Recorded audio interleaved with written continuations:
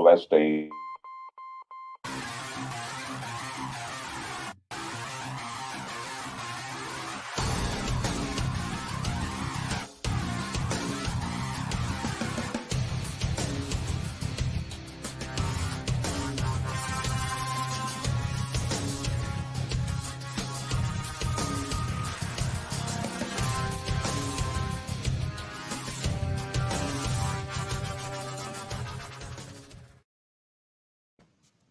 Hello and welcome to a conversation on the Daily Burn. I'm your host, Eric Miller, joined today by an awesome progressive from the great state of South Carolina. I just love saying that out of the gate, South Carolina progressive. For House District 45, Mr. Keith Gray Sr. How you doing, Keith? I'm doing fine, Eric. I am really honored to be on your show. I've heard about this for a long time uh, because I've been supporting Bernie since 2015. Right on, right on. Yeah, I want to ask you about that. Your bona fides are there in terms of progressivism, and your platform reflects that. And I want to get through all of that, talk about how terrible the incumbent is, of course, and various planks in your platform. But I want to start with just kind of a news that you're in South Carolina, so obviously there's the huge race: Jamie Harrison, Lindsey Graham. What are you seeing? What's your perspective? How likely is that going to flip? I am very pleasantly surprised at how well Jamie's campaign's going. He is definitely doing the right thing at the right time Hmm. in the right place since I live here in South Carolina. I've known Jamie since even before I became a county chair and knew him as the state chair. Met him several times at conventions and such, and had a chance to talk to. Very competent, very articulate, very committed to the people of the South Carolina.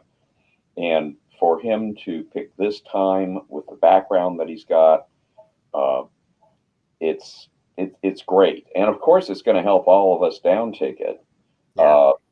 having such a strong candidate in there. And I'm yeah, as a progressive, I I would have liked to seen Bernie at the top of the ticket, Of course. but I am satisfied with Joe Biden. He's a good man, and he will know how to delegate Hmm. and get good people. I mean, one of the things I always thought during the campaign for the presidential uh, uh, candidacy was I'm looking at all these Democrats running, and I'm thinking this is a pool of talent for the cabinet Hmm. and for other parts of the government after our candidate wins. This is so night and day to what the corruption that exists up there right now. Yeah, an understatement if I heard one. Um, yeah, and boy, his speech today at Gettysburg was moving. He's not nearly as progressive as a lot of us would like. It gets boring hearing him kind of poo-poo the left nonstop, incessantly. But you know, um, there is something to be said for I'd rather fight him than the fascist, right? And he's Right. movable on things, right? He's got the $15 minimum wage in his platform. He's got some people on the climate change committee that are credible. So there's room for movement there, and it's definitely at the very least, if we're moving the Overton window, overused term, our direction, it's a win, right? And same for Jamie Harrison. He's not as progressive as like Charles Booker would have been. That would have been an awesome win, but you know, man, especially to get rid of Lindsey Graham, the the succubus that he is, right?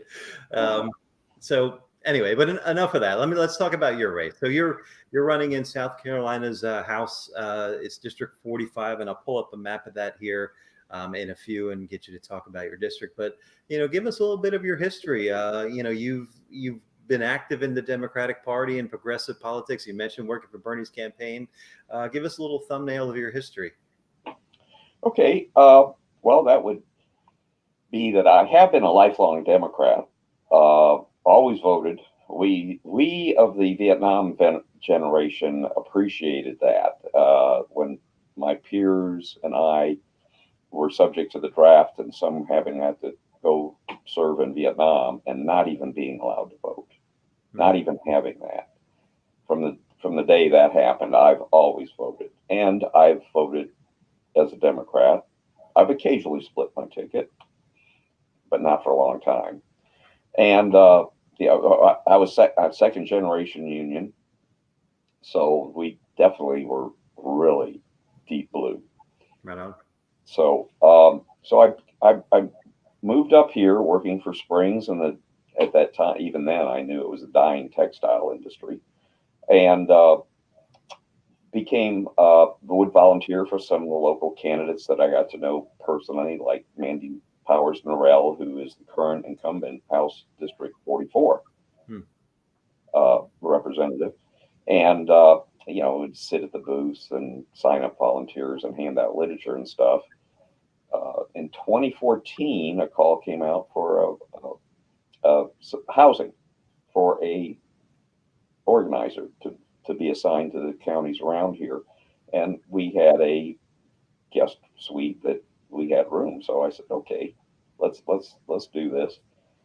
The young gentleman, Adam Hoskins, came here and for 4 months lived with us, and I saw him struggle with the lack of a party organization in Lancaster County.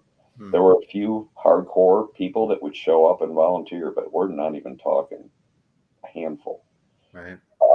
It embarrassed me without any cajoling on his part. And I, for the first time in my life, actually went out canvassing and did phone banking. The canvassing I found I really loved.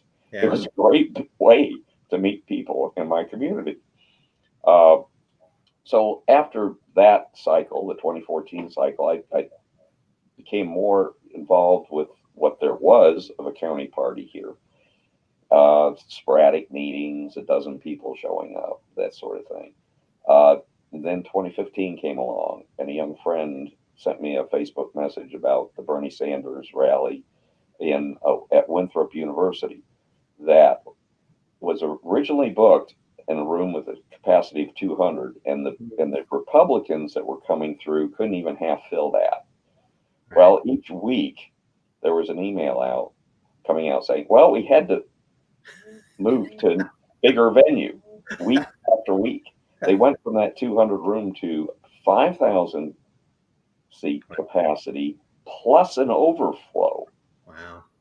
Yeah. And when I walked in there and I saw this, just the most diverse crowd of people, ages, genders, ethnicities, assumable economic status, it was like, wow, now this is the Democratic Party I remember growing up. Nice. Yeah. And then he started speaking. Done deal. I'm on board.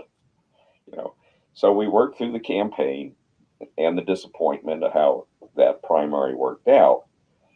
But a number of the other people, like myself, who got involved, when it came time for the county election convention a month later, we showed up. We said, we're good. Let's see what we can do about restructuring this and re-energizing it. And I was just going to stand for one of the vice chair positions, and then the as the rules go, the people in attendance voted down the suggested slate, so they had to take it from the top. And my fellow rowdies put me up for chair. They still owe me. And we elected a nice mix on the county party, and from there we've started rebuilding. And I was reelected in 2018. Great. And Great. Yeah. So what inspired you to run for this House seat? Well, I've been active with the progressive organization, Our Revolution, since the founding here in South Carolina, not too long after the 2016 election, and I'm currently CD5 vice chair. And we've done a lot of organizing. We've done some great social justice seminars, and I've become much more knowledgeable on a lot of these issues, and I've become a lot more fired up about it. I Right. was very fortunate between a union working class upbringing and obvious white privilege. I had a lot of benefits, Mm.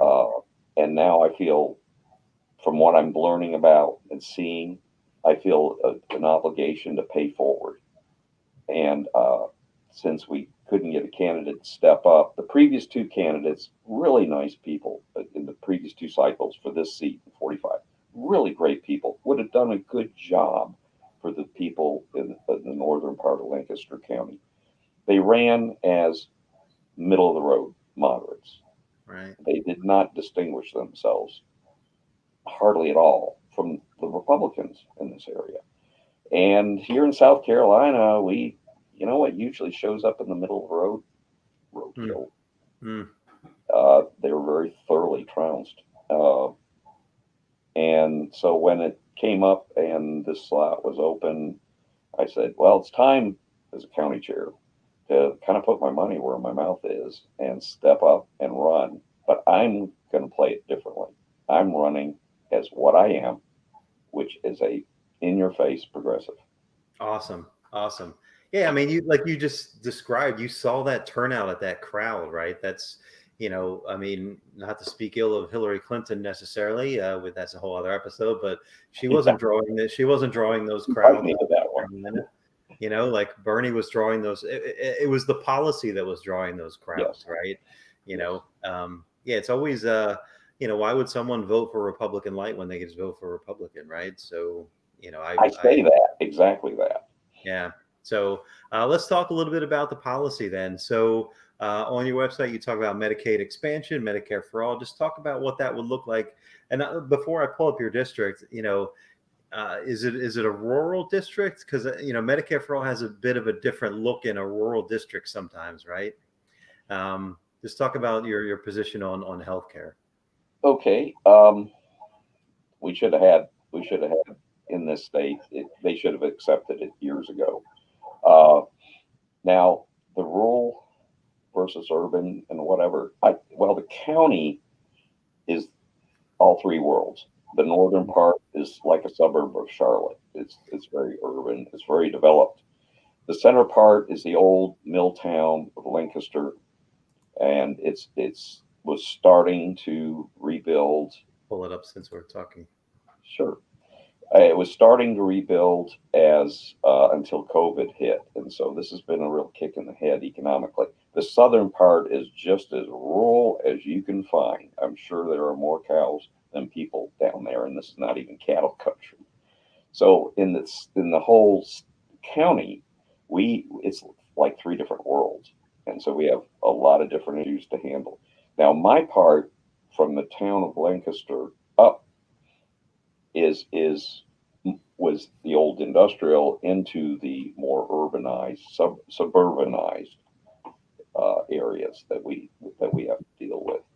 Uh, they within the 17 years I've lived here, that northern tip has gone from not much more rural than what the south was Hmm. to the same uh, overdeveloped, uncontrolled, uh, excuse me, situation that I describe as that I escaped from in Orlando, Florida, 17 years ago.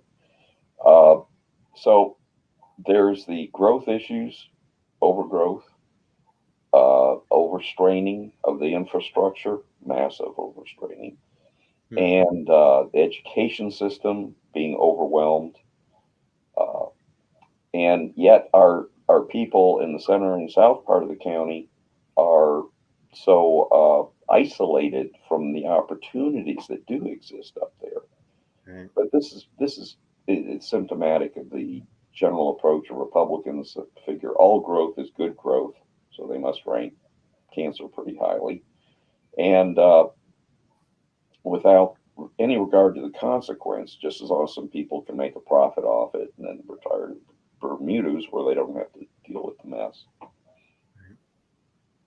Right. Yeah, actually, before we go much further out, since we're here, I'm going to plug your website. So you are obviously you reject corporate PAC money. You are a grassroots campaign. So, as such, you rely on small dollar donors or donors, individual donors and volunteers. So your website is Gray for House 45SC. Kind of a mouthful, but it's Gray for the number 4 House 45 SC for South Carolina. So, biggest thing, obviously, Keith's policies are also listed out here on his history about, issues. If you click through here, there's tons of content. His endorsements are great. We'll talk about a few of those. Like you said, Our Revolution, Planned Parenthood, Gun Sense Voter, etc. AFL-CIO, South Carolina. But the biggest thing, donate here, right? So Keith needs our help. So biggest thing would be to donate to his campaign. So I'll make mention of that a few more times as we go, but I just wanted to highlight that since we were here. Let me ask, given that overview that you did of the district, let me just kind of throw out some policies and tell me what they would look like in your district, right? So education, investing in public education. Are charter schools a problem in your district? What's your take on all that? We have, that has not been let to get too far out of hand here. We have one or two private charters. We have a public charter that I hold in very high regard. In fact, it's located right across the street from me. But again, it's so different what's going on between the public charters and the private charters. And I don't believe there's enough accountability for the money, taxpayer money, that goes to private charters. And actually, I'm totally against it. I did, part of my education was in a Catholic parochial school system. My parents paid the tuition. Of course, those were in the days when a single, wage earner could own a home, support a family, have 3 kids or so, and pay for a private schooling for them. And that's not the way it is now. Now they have to hold 4 and 5 jobs. Yeah. But the thing is, it's not to take resources away from the public school system and the commitment to our whole society, that every child should be prepared to take on some occupation that fits their skills and fits the needs of our society. And that brings me to one of my really big points, and that is college is not made for everybody, and everybody's not made for college. And we need people in the trades, and we need people in the technical. And I've said for 50 years, that's always been treated like the redheaded stepchild of school education. We need a much bigger investment in those areas. It would keep a lot of kids in school if they could see a track, an affordable track, especially, to these other alternatives than going to college. Absolutely. Yeah, and there's no like you said, as a redheaded stepchild in a way, there's no shame in a career path like that. There's a generation of, going to the university, going to college, right? But, trades are every bit as, honorable and credible and, should be equally invested in. You're absolutely right about that. How about from the teacher side of things? Bernie ran in 2020 on the $60,000 teacher salary, and we all hear the stories about teacher buying their own supplies, and we've seen like West Virginia teacher unions striking and so forth. What's your position on I guess compensation for teachers and teacher unions, that type of thing? Well, I am a strong proponent of any kind of unions, because that is the only way the working people can exert an appropriate power and control over their own future, because you aren't going to be given anything by an existing power structure. You do have to stand up for yourself. I totally support that. Yes, our teachers are horribly underpaid, and in view of the pandemic now, this is insane. Uh, we need an equitable, sustainable method of financing our entire school system here in South Carolina. It is based on property taxes, which means the quality of care, quality of education for a child is dependent on basically how rich their county is.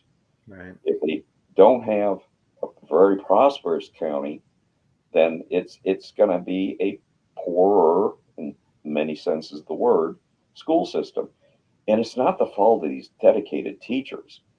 Uh, they come in, they do the best they can, and then Of course. they get burned out, or they just can't afford to stay here. We have a horrendous turnover rate. It's over a third of first year teachers go on from here to another state that treats them at least a little bit better, which doesn't take much. Unfortunately, it's a very low bar for any state to lure away an experienced teacher from here. So in that fight, you would be on the side of the teachers, unquestionably. Definitely. The interviews I had with the Palmetto State Teachers Association and the SCEA, uh, they they didn't endorse. They don't endorse, but Right. those were very, very positive experiences, and I have a link to one of them posted on my website. Excellent. Which, of course, is gray for house45sc.com. So go check that out as well. Let's talk a little bit about how terrible the incumbent is. I'm assuming he's kind of a run of the mill, takes lobbying money and so forth. Trump anti-mask Republican type. That how close did I hit that on the head? Uh, Pretty close, pretty close. He actually tries to pose himself as a nice, polite, young, moderate Republican, but his voting record is pretty way right wing radical. And about the only time that I haven't, I've gone fairly far into it, but pretty much the only time he broke from his own party was to go even further right. Right. Yeah, we're talking sponsoring bills for reciprocal uh, concealed carry permits. And some of these states, you fill out a form and you give them $30 and you got a CWP, and that's Right. ridiculous. Right. He sponsored the constitutional carry where everybody, pretty much any whack job, could walk around carrying a gun and frightening people like my wife who are terrified. Yeah. Now I am very much for sane gun safety laws, and I am a gun owner. Make no mistake, I've enjoyed using firearms for sport since I was a teenager, but they are a tool, and like all tools, can be abused and misused. And so there needs to be training. We need to implement laws for liability, like just with any car owner. And Right. I mean, and the thing is, a car is not designed to kill; it's just designed to get you here and there. But it sure can rack up a lot of fatalities. A gun, a firearm, hand or long rifle, is designed to kill. Yeah. Now, most of them are used for, sane uses, and I actually, and I do believe in hunting, at least if you use every bit of what you've taken out of nature. Right. I'm strong believer in the red flag, in firm enforcement of red flag laws. Right. Actually, the most of the deaths from handguns in this country are suicides. So if someone is identified as being a hazard to themselves or others, and we can temporarily remove their access to guns until it's deemed that it's safe for them, then that is necessary. The violence against women uh, and the deaths by their partners in this state is one of the worst records. It is only in the last survey, the last year, that we crawled out of the worst 10. And a lot of that credit goes to my friend, Representative Mandy Powers Norell in House District 44. She's fought hard for these laws, Great. and they have made some progress. Yeah, there's another one. I talked to yesterday. I talked to um, a Moms Demand Action advocate who's running for a House seat in Pennsylvania, Shanna Danielson, and we were talking about the Charleston loophole because that doesn't get a lot of attention, and it's probably one of the most egregious because you apply for a gun and it's a waiting period of 48 hours, and if the NIC doesn't come back in 48 hours, then the default answer is you get your gun, right? Not the default answer is like, oh, you have to wait another 48 hours. It's just, and name Charleston after Emmanuel, AME, of course, right? So I'm assuming that's something you would fight for as well, or you would not have the mom's gun sense voter Right. approval, right? Right. And the other thing about gun ownership, let me ask you this, because I'm always curious about candidates that are running, and I'm assuming your district is largely traditionally red, right? Oh, yeah. Yeah. So if I'm not a gun owner, but you're a gun owner, and you see yourself as a responsible gun owner, right? How would aside from just being propagandized, which is probably the answer, like how does a responsible gun owner not want? If you've taken the time to be a responsible gun owner, shouldn't you want every other gun owner to be responsible because you've done it properly, right? So how do you land that message? How do you break through that? The Democrats are coming to take your guns away. How do you break through that propaganda to deliver that message in a red district? Are you successful at that? I'm glad you asked that question. I've been very successful with that on a one-to-one basis. Yeah. Almost every true conservative, not Republican necessarily, true conservative, libertarian, moderate Democrat gun owner that I've talked to, Right. when we get to that basic issue, we don't want to be shot by some whack job any more than anyone else does. And they are supportive of these things. Now, occasionally these discussions can be very enlightening to me, and I learn about there's gotchas in some of the proposed laws, and they point these issues out where unintended consequences, like anything we try to do, there's always unintended consequences. Right. So it's good to listen to the other side. Well, in this case, we're not even on the other side. We're labeled.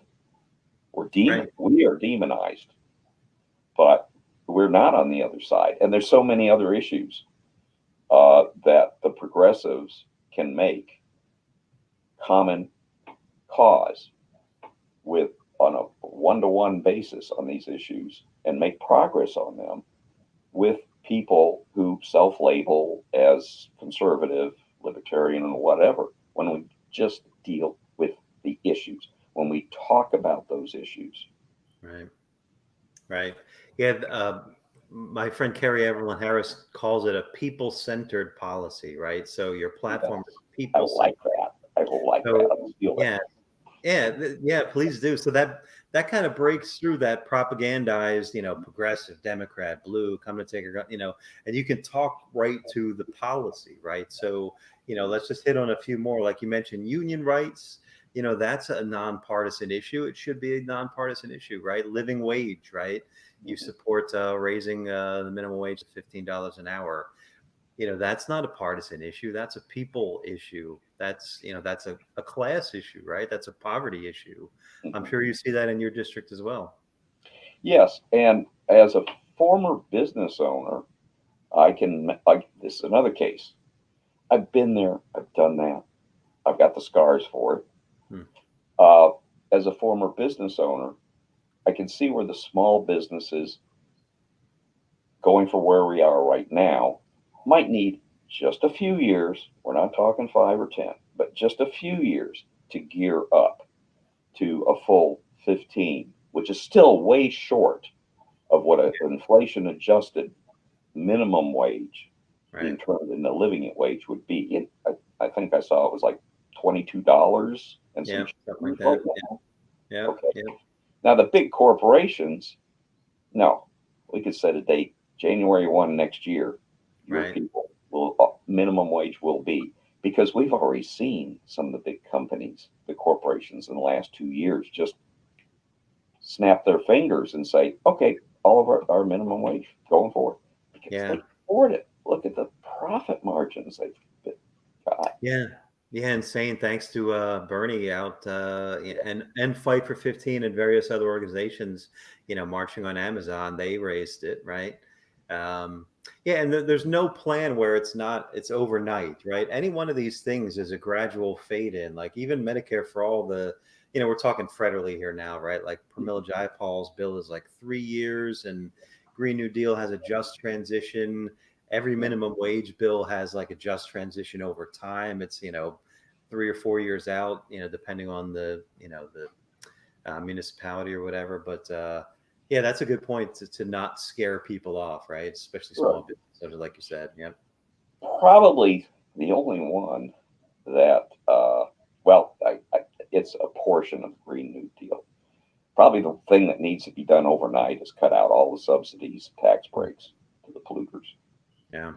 and crank up enforcement of violations proportionally to the big polluters, which comes around to another part of my platform about we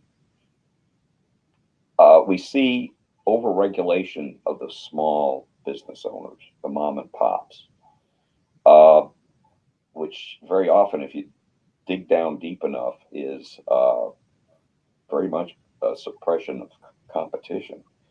And then we see the Mm. big corporations under regulated, and even those regulations, the enforcement is not properly funded, and they get away with literal murder. Right. So I would address at the state level, I would address relieving, reviewing, relieving, and properly adjusting regulation on the small business owners and the entry into becoming a business owner, and take some take some funding and make sure those big corporations are properly have proper oversight. Right on. Yeah, I love the sound of that. And there's, the thing about this, and like you said, we need cops on that beat for the regulation with the big businesses. And you need a clear delineation of what a small business is, because that's become a right wing buzzword that means, corporate farming or whatever. Oh, small farms, right? They use that as a cover for their corporate donors, right? To Yep. give them handouts and whatnot. So, allow me to then point out once again that Keith is not. He rejects corporate PACs. Gray for House 45sc.com. He's not going to get into the South Carolina House and then start taking checks from Raytheon or Bank of America. This is the guy that you want on that beat, right? This is the guy that you want making that definition of what a small business is versus, a corporate paying him to, obfuscate their deregulation, right? If I may. You hit it dead on. Thank you very much. Cool. Another thing that's on your website, and I know you're proud of it, so let me just give you an opportunity to talk about it. Well, two things.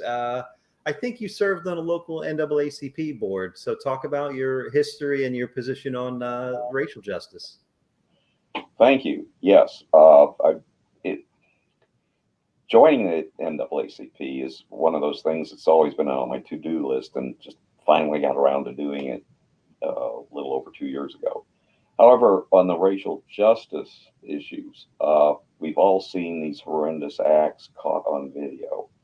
Uh, and it's just intolerable to me that anyone is receives a totally different form of justice just because of the color of their skin or or their background, where they came from. Now, growing up in the 50s and 60s, I was totally isolated from all this. And then through the rest of the 20th century, I was so busy raising a family, trying to make a living and all. I still didn't see it, though I was had a more integrated social activities, but there wasn't much time for much mixing at all there.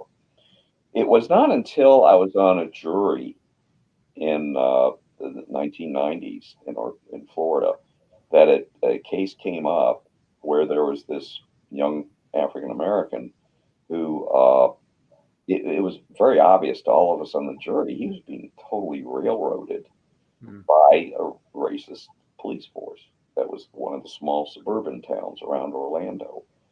And we were pretty appalled at how blatant this was. I mean, it was the cops brought him in, and the DA doesn't deserve any credit for this, for the charges and the circumstances. And well, we kind of bitch slapped him, and it was rather interesting. The three African American jurors that were there didn't really say much because we were so outraged that they didn't have to say anything. Yeah. And after that, I started looking more and more at the things that were going on around me that affected people of a different skin color than mine. And of course, the last 10 years, it's been thankfully this has been one thing with video. There's no denying what your own eyes see.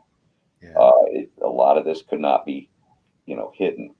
And frankly, any incident and a cop is turned off his body cam, that's suspension without pay, and probably should be indicted on something. Then we sort it out, but that's almost like an admission of guilt to me when they don't have their cameras on like they should do. Here, here. Boy, I'm glad you shared that story. That is one of those things, right? As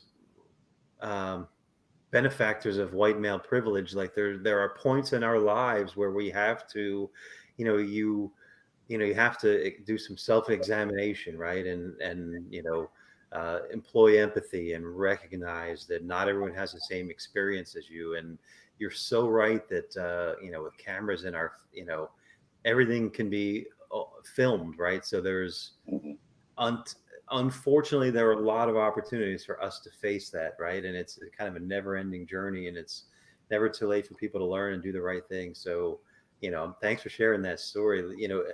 Had you not had that jury experience, that would have been the next thing later, to evolve to that point, right? Just sort of the type of people that we are, I suppose, right? I'd like to think that with everything pretty much pushed in our faces now, I would definitely be with these attitudes.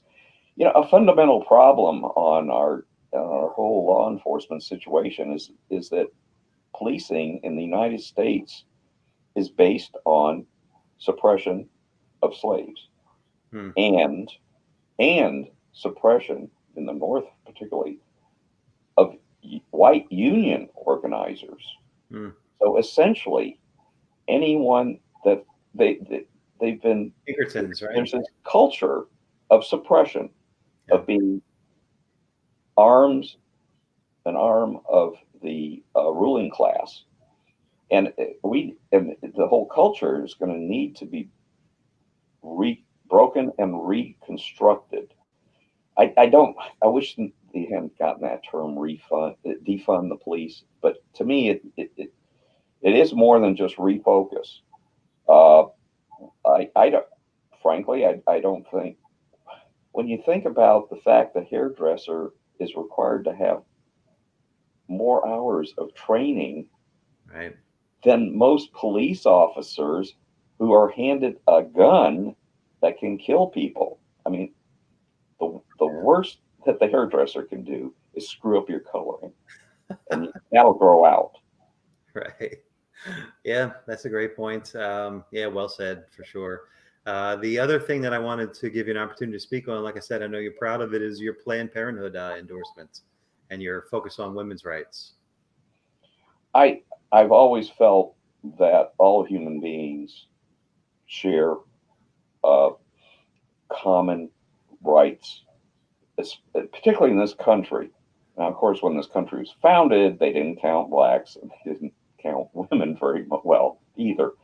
But there was that principle put out, and I like to see it as it was a goal, even if it was far from achieved back then. I mean, if you weren't a white landowner male in the founding years of this country, you had no vote, you had no suffrage. So, but for in the women's case, I think I've seen this mentioned that if when men could get pregnant, this would not be any issue Of course. at all, and all contraceptives would be free for the asking. Hmm. Do you have that same success? Because there's the pro-life thing, which I call anti-choice. A lot of us do, right? You Yes. know, do you have that same success on one-on-one where you say, great, that is your personal choice. You have that right to choose. The next woman should also have her right to choose, even if it's different than yours. Do you have success one-on-one with your constituents, same as the sort of other policy issues we were talking about earlier? Uh, there's there's different things dynamic on that, but yes, I often do get someone to say, "Look, pro-choice doesn't mean you have to have an abortion." Right. And I know many other fellow and female or uh, supporters of this stance who, well, we don't really believe in abortion. We just think that sometimes that's the only alternative when you're starting to think, as soon as you bring up life threatening conditions for a Mhm. pregnant woman. Uh, but also, but still, even when it's an option, uh, no one's making anyone have an abortion. Right. But on the flip side, the pro birthers, the anti choicers, are saying no one can do this because I believe. Right. Uh, your beliefs don't really carry any weight for the other person. And so I probably have more luck with the gun owners. I understand. But Right. I have a nice little 2.5 minute video on my website, which you've been so kind to promote so readily, where I explain what pro life means to me, what Right. is really pro life. Great. Awesome. Yeah, go check that out. It's Gray for House 45sc.com, of course. Um, yeah, and it's not like that you know, would eliminate abortions. It just would make them more unsafe and more Mhm. hazardous, right? So no one's looking at that as a mechanism of birth control. And I you remember those days. I grew up during those days, yeah, and abortions were available, but they were dangerous and they were illegal. yeah, yeah, Uh, and the other part, and associated with Planned Parenthood, 90+% of its activity and its funds are expended on preventing the need for abortions by right. giving family planning and just support, prenatal support to women who are, and this ties in with the whole Medicare, Medicaid for all, universal single payer health care. A whole Planned Parenthood would almost disappear. Hmm. For the need for Planned Parenthood would almost disappear if we had true universal health care, and that these services were provided for every American citizen. Right on. Um, yeah, great. So, I mean, I think we covered the majority of your platform. Is there anything that we didn't hit on that you want to talk about?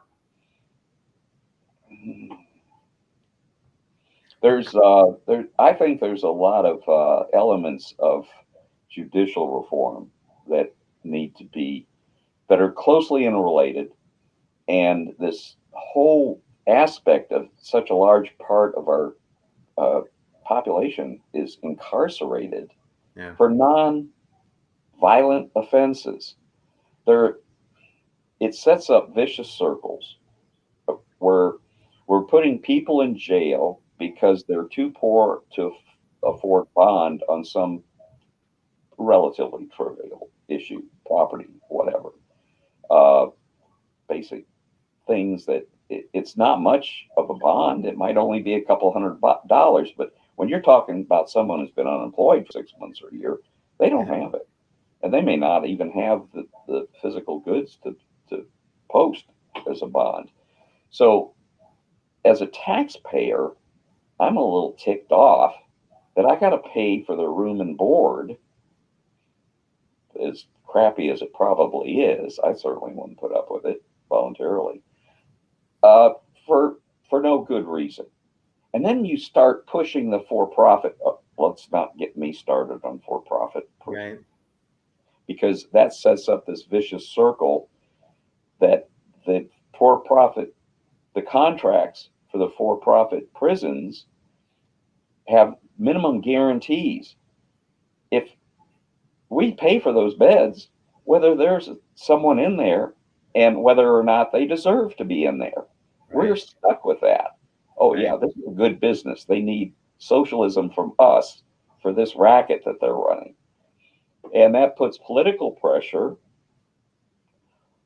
for more laws enforced to fill the beds, not necessarily to provide for a safer society.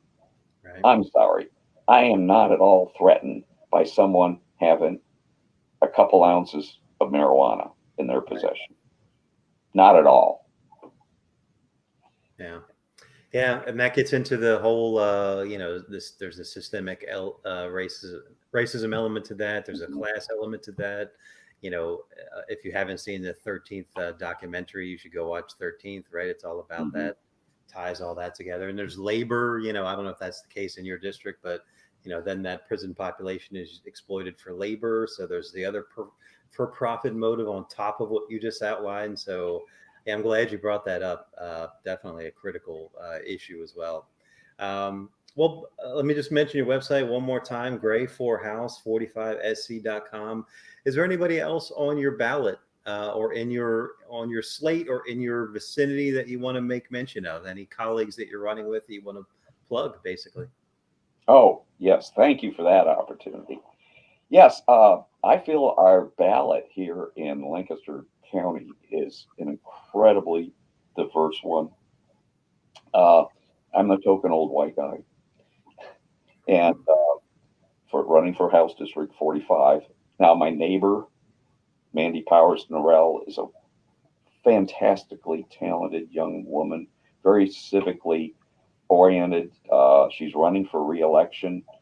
And then we have Ram Mamadov, who, as you can tell, is not, he's an immigrant and an IT professional, and he's running for the state Senate 16, Right.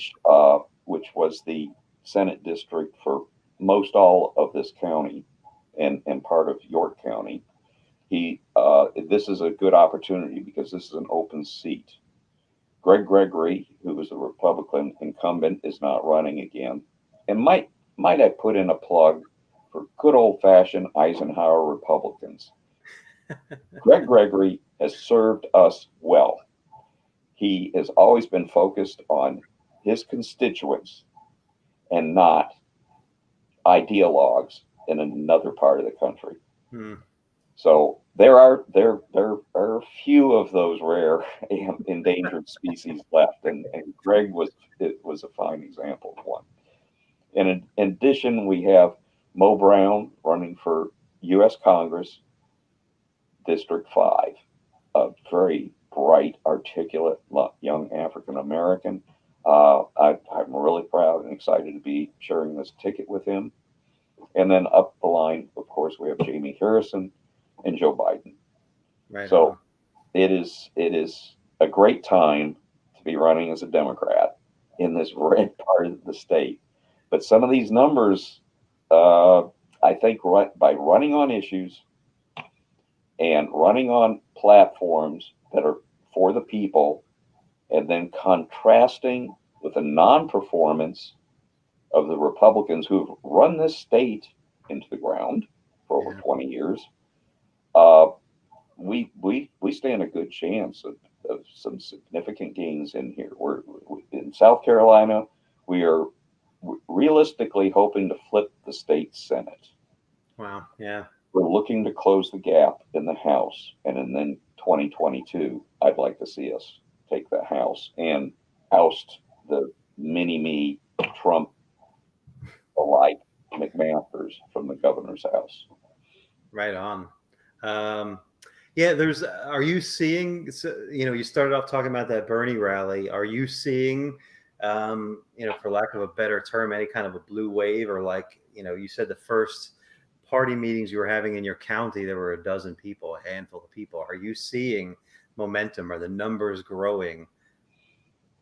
Yes, yes. We've been able to rebuild our county party, and I hear from my fellow chairs, they're having the same experiences. That's wonderful. Uh, we were regularly packing to capacity the library meeting room here in Lancaster, which was 60 or so people, and sometimes maybe more, which would have exceeded fire marshal limits. That's Uh, great. until COVID hit. We are still getting. This last week we had our county meeting and had 30 people on our Zoom meeting. So uh, we're utilizing the technology to keep growing. Tools that are commonly available, and some of the things the state party is giving us is helping a lot. So That's we're still seeing the growth, uh, and certainly, and the nice thing is, uh, the proportion of people who sign for the email list. We see them maybe at one meeting a year or whatever, versus the people who get involved or in activities and projects on a monthly basis and all. That our percentage of activists to side benchers, backbenchers, has greatly increased. that's You know, great. so Wow. if you're getting 40% of your people are really active, you don't need as many overall number of people, size group, as you would if it's only 10%. Right. And a race like yours I didn't look at the numbers of the votes, but I imagine it's within a few hundred could sway it, right? No, not mine. Mine No. is a mine is a lot heavier lift, Okay. Okay. I should have looked at but that. but it's through re-energizing the voters who in 2016 particularly, we saw a huge drop off in Right. Democratic participation, huge drop off. Uh, and but by going after those voters, and all of them, all the voters, by with the issues and saying, we see this as a problem, we see this as a way to address it, and they say, well, shoot, maybe it's worth showing up and voting this time, and I'll vote for this man or woman. Yeah. So we think the increased participation. Now, Trump has a hardcore, very rabid, and we can't, and I mean that term in both senses of the word, base, and they're going to show up. They're not going to. He keeps throwing them the raw meat they want, so we're counting on them showing up. Right. But we're counting on the people who've been sitting it out because they didn't see any difference. They did not see any value to them, whether it was Democrats or Republicans running their state or their county. And I don't blame them. Yeah, of course. You need candidates that are offering to materially and positively change their lives, right? And you know this, and your constituents know this. The pandemic has endorsed so many of these, again, people-centered policies, right? We didn't talk about broadband, but imagine you lost your job and you have to, you're a parent, you have to pay for internet access so your child can go to school, and you can't afford the rent, to begin with, right? Yep. Um, Medicare for all, if there was ever a time that we needed, sort of equity in healthcare, this is the time, right? We're only as safe as the least insured among us, right? Yes, So, definitely. I'm Yes. sure, and again, that's not a partisan thing, that's a people thing. So hopefully it's activating some of those people, and maybe even winning over some of the non-rabid, old school Republicans like you described. So, Well, when it starts biting them, they all of a sudden see the light on these things. yeah, They've been fine with default monopolies like internet provision, and that's the situation here in Lancaster, the south part of Lancaster. We're stuck with. We only have one provider, and their service leaves a lot to be desired. And I live in the middle of the town, mm, and I'm I see dropouts all the time. So the fact the state needs, if and there are times that for economic reasons it's sort of justified, but when those situations exist for a single source of some critical service, then either the municipality, the county, or whatever needs to put some really serious requirements on them, or just do it themselves. right.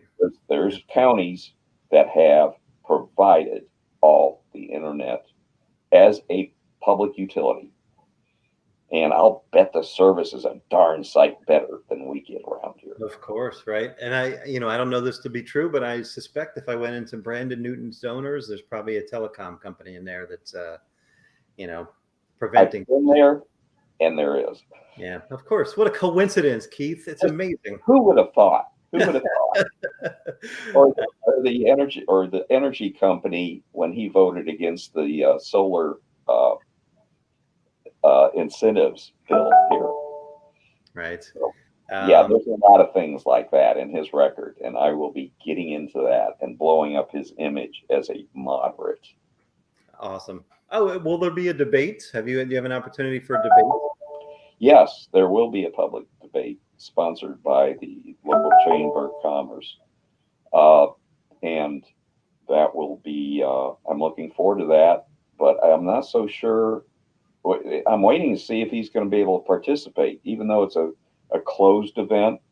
Okay. He's in self quarantine for COVID. Well, And at our we just had a Red Rose Festival here, which is an annual event in Lancaster, and we were everybody was maintaining. Even the booths were spread apart quite a distance. We had a reasonable. We had a really thin crowd show up, but a lot of people, everyone in the candidates booth and the neighboring party booth, we all stayed masked the whole time and had our sanitizers there, and right. did the normal things. It was outside, nice easy breeze. It was pretty safe.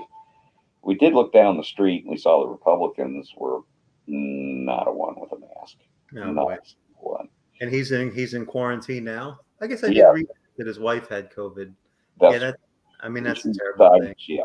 Yeah. She worked in a medical facility and was diagnosed and was sent home. Yeah.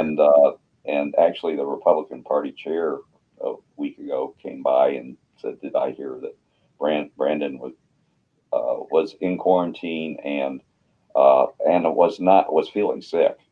So he may be suffering from it." And he is a nice guy, and I would hate that for COVID to Of course. someone Yeah. like that. Yeah, we don't want to end on that. We wish them well, of course, because Yes, they're human beings at the end of the day, right? right. If their policies are terrible. Um, Exactly. so We'll take care of them despite themselves, given the chance. right, right. So again, it's Gray for House 45 SC, South Carolina, but search Keith Gray Senior, Gray, Grey. Thanks. I found you through Ballotpedia. That's the easiest way. And here's your Twitter. So, go follow Keith, go share this video, share his social posts, tell your friends in South Carolina. I'm assuming you have phone banking, text banking. People can, connect through Our Revolution South Carolina or your website and start, making calls, sending texts. And of course, above all, donate, right? That certainly goes a long way on a grassroots campaign. Keith doesn't have the aforementioned telecom corporate donors backing him. So he needs people like us to donate, $7, $27, $70, whatever, right? Whatever you can. Like there are races like this that you said, you could flip the state house. That's incredible. I mean, imagine that in South Carolina. Jamie Harrison wins. Like we can actually gain traction. South Carolina is in play. That's crazy. And it's, thanks to the work of Keith and people like Keith over the last several years. So, thank you for all the work you've done heretofore, and thank you for running and being a progressive in South Carolina, and not taking the traditional roadkill route as you described it. So you are appreciated, sir. Godspeed. I hope you win on November 3rd, and I can't wait to call you Representative Gray next time we talk.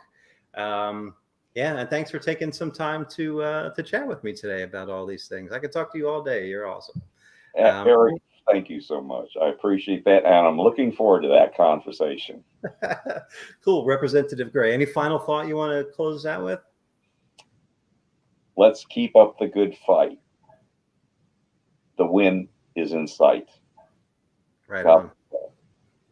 And it rhymes. Well done. Thank you, Keith. Peace.